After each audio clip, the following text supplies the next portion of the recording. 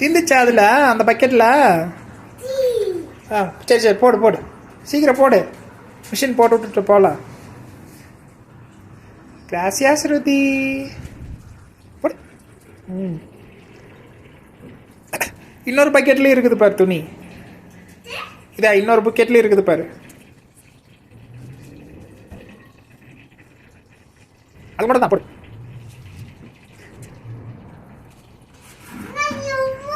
சரி இந்த பக்கம் வச்சிரு, இங்கே வச்சிரு. அதை எடுத்து போடு, அது பாப்பா. பாப்பா, பாப்பா துணி, அதெல்லாமே பாப்பா துணி.